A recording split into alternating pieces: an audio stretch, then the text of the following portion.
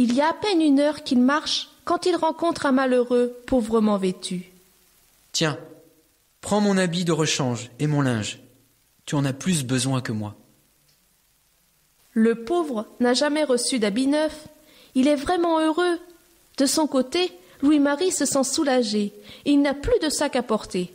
Il repart en chantant.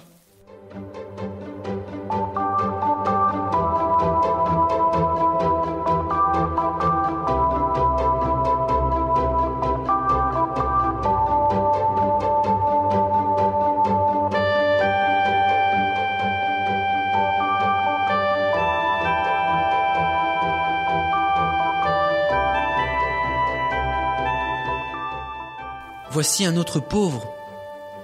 Que lui donner ? Je n'ai que mon chapelet et mon bâton. Mais, ah oui, j'allais oublier, maman m'a remis 10 écus. C'est le moment de les donner. Plus il donne, et plus il sent la joie grandir dans son cœur.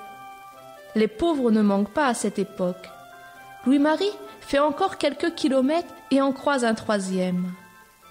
Ah non, je ne peux pas passer à côté de lui sans lui faire la charité. Et je n'ai pas d'argent ni d'habit de rechange. Que faire ? Ah, mais si, j'ai une idée. Je n'ai pas encore tout donné. Il me reste mon propre habit.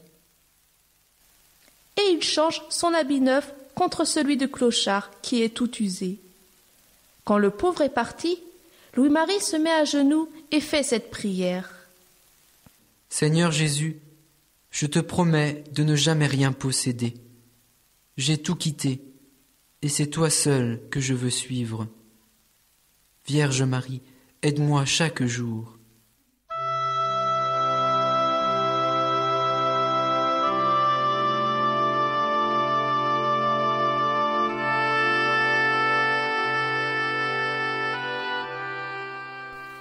Ça fait déjà plusieurs heures que Louis-Marie est parti. Il commence à avoir faim.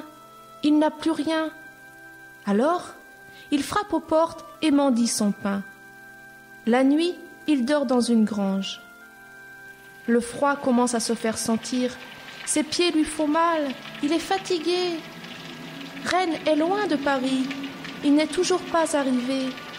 Malgré tout, il continue à chanter et à dire son chapelet.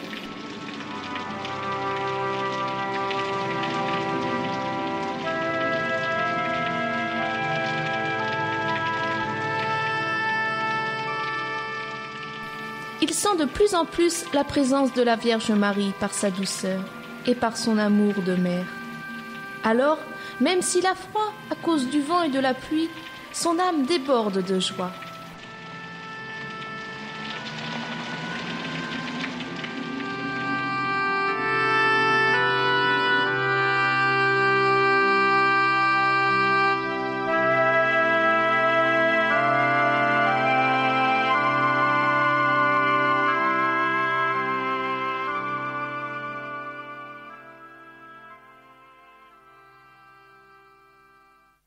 Quand il arrive à Paris, il est sale, il a maigri après ses 10 jours de marche. Il est vêtu comme un mendiant. On a beaucoup de mal à le reconnaître. Personne ne veut le recevoir. Il se retrouve seul dans une écurie grelottant de froid. Il s'unit encore plus fort à sa maman du ciel. Il ferme les yeux et repense à Noël. Jésus est né dans le fond d'une étable. Personne ne lui a ouvert sa porte. Seul, un âne et un bœuf étaient là pour le réchauffer. Louis-Marie se réjouit de partager cette même souffrance.